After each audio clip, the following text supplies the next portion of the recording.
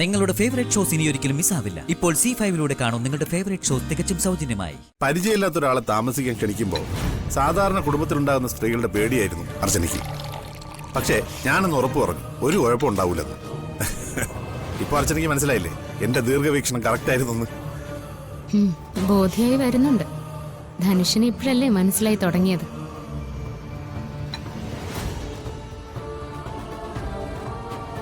ഞാൻ വിചാരിച്ചിരുന്ന ആളെ അല്ലെന്ന് തോന്നുന്നു.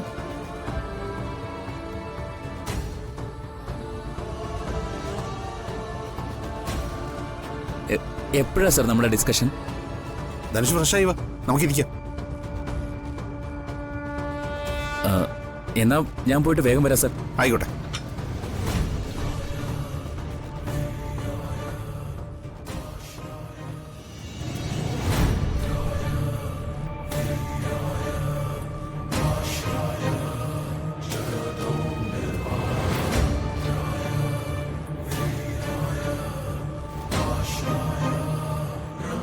നീ ഞാൻ വിചാരിച്ച ആളാണോ അല്ലേന്ന് ഉടനെ എനിക്ക് മനസ്സിലാവും.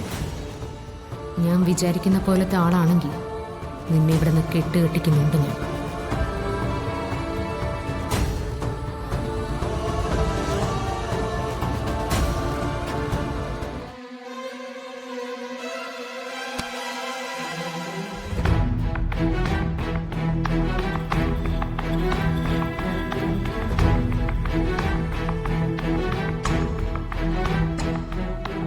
മുടിനാരയ്ക്ക് രക്ഷപ്പെട്ട അർച്ചനയുടെ ദീർഘായുസിനെ കുറിച്ച് പറഞ്ഞവരാരും ഒരു കുഞ്ഞിനെ പെറ്റുപോറ്റാൻ അർച്ചനയ്ക്കാവില്ല എന്നുള്ള സത്യം അറിഞ്ഞിരുന്നില്ല.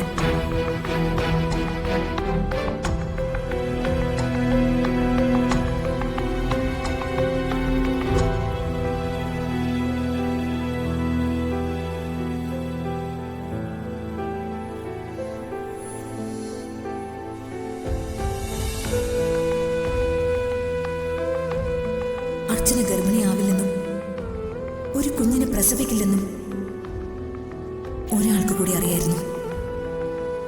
സച്ചിയുടെ ഏട്ടത്തി അവന്തികയ്ക്ക്. എന്താണ് സത്യാവസ്ഥ എന്ന് അറിയണം, അല്ലാതെ ഈ സംശയം മനസ്സിലിട്ട് നടക്കുന്നത് ശരിയല്ല.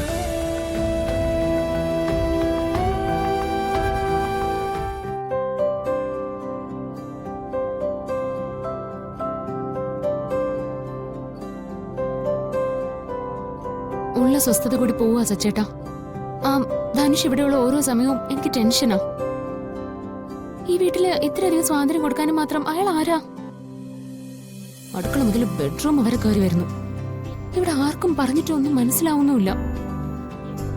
ഒരു പരിധി കൂടുതൽ ഞാൻ സ്നേഹയോട് എങ്ങനെ പറഞ്ഞ് മനസ്സിലാക്കാനാ? ഒരു കാര്യം തന്നെ എത്ര തവണ പറയണം?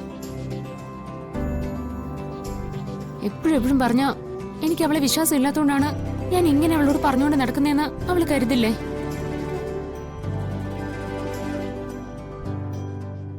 വിൽക്കാനും വിഴുങ്ങാനും വയ്യെന്ന് കേട്ടിട്ടേ ഉള്ളൂ.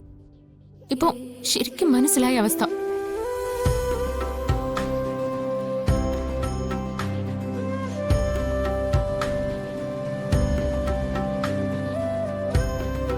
ഞാനീ പറഞ്ഞൊന്നും സച്ചേട്ടൻ കേൾക്കുന്നില്ലേ? ആ കേട്ടു. പിന്നെന്തോ ഒന്നും പറയാത്തെ? എന്തെങ്കിലും ഒരു വഴി പറഞ്ഞതാ സച്ചേട്ടാ. ഇതിന് എന്തെങ്കിലും ഒരു തീരുമാനം ഉണ്ടാക്കിയാലേ എനിക്കിനി സമാധാനം കിട്ടുള്ളൂ. എന്തുപറ്റി സച്ചേട്ടാ? സച്ചേട്ടന്റെ മുഖം എന്താ വല്ലാതിരിക്കുന്നത്? ഏയ് ഒന്നുമില്ല.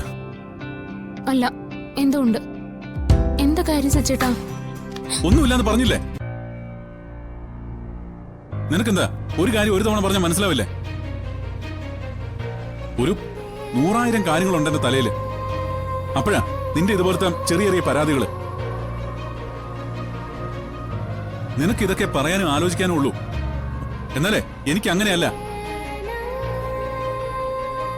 നീ പറയുന്ന ഈ വക കാര്യങ്ങളെ കുറിച്ച് അഭിപ്രായം പറയാൻ എനിക്ക് താല്പര്യവുമില്ല, സമയവുമില്ല. അതുകൊണ്ട് ഇതുപോലുള്ള നിസ്സാര കാര്യങ്ങളും പറഞ്ഞുകൊണ്ട് എന്നെ ബുദ്ധിമുട്ടിക്കാൻ വരരുത് പ്ലീസ്. നടക്കില്ല. ഞാൻ പറഞ്ഞു, നീ അതിന് സംസാരിക്കണ്ട. അത് നടക്കില്ല.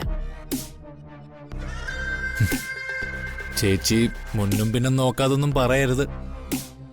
എനിക്ക് മനസ്സിലായി നീ എന്താ പറഞ്ഞു വരുന്നേന്ന്. കോടതിയില് നീ എന്റെ പേര് പറയും അതല്ലേ? അങ്ങനങ്ങ് പറയാണെങ്കി പറയും. എങ്കിലും നിന്റെ വാക്ക് ആര് മുഖവിലേക്ക് എടുക്കാനാ? അങ്ങനെ മുഖവിലേക്ക് എടുത്താലും നീ കോടതിയിൽ എത്തിയിട്ട് വേണ്ടേ മൊഴി മാറ്റി പറയാൻ? അയ്യോ, എന്നെ കൊല്ലുമല്ലേ? അതല്ലേ പറഞ്ഞതിന്റെ അർത്ഥം? അതെ, അതിനങ്ങനൊരു അർത്ഥമേ ഉള്ളൂ. നിന്നെ ഞാൻ കൊല്ലുന്നു തന്നെയാ പറഞ്ഞത്. അവന്തികയെ ഭീഷണിപ്പെടുത്താനൊന്നും നീ ആയിട്ടില്ല. ഞാൻ തരാന്ന് പറഞ്ഞ പണം കൊണ്ട് നീ എവിടെയെങ്കിലും പോയി പിഴയ്ക്കാൻ നോക്ക്. നീ ഇപ്പൊ പോ, പണം ഞാൻ എത്തിച്ചേക്കാം. ഒന്ന് നിന്നേ.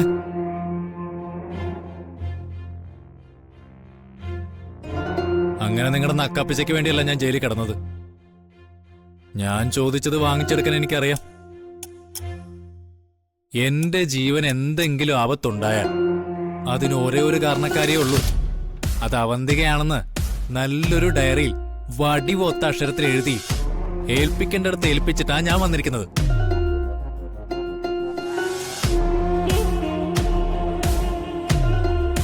പിന്നെ കോടതിയിൽ മൊഴിമാറ്റി പറയുന്ന കാര്യം കോടതിയിലല്ല ഞാൻ പറയാൻ പോകുന്നത്.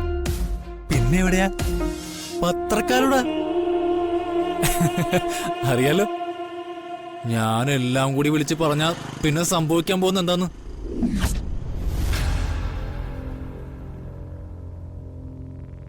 അതുകൊണ്ട് വിരട്ടലും ഭീഷണിയൊക്കെ കയ്യിൽ തന്നെ വെച്ചിട്ട് എത്രയും വേഗം എല്ലാത്തിനും ഒരു തീരുമാനം എടുക്കണം.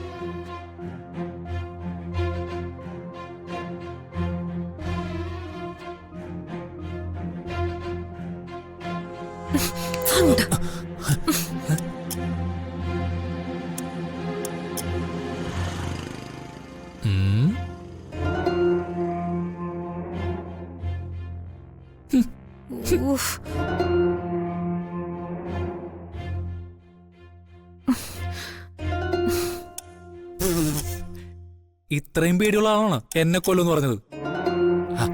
അല്ലെങ്കിൽ തന്നെ ചേച്ചി എന്തിനത്ര ടെൻഷൻ അടിക്കുന്നേ? കാണണമെങ്കിൽ കാണട്ടെന്ന്.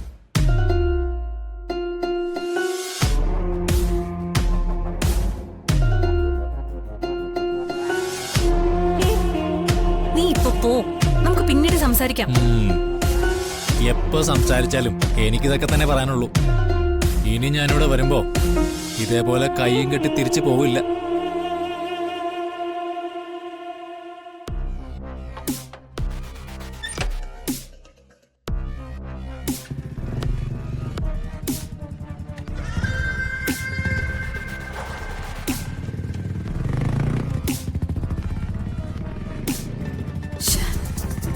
സച്ചി എന്നെ അജയനെ ഒരുമിച്ച് കണ്ടു എന്നാ തോന്നുന്നത്.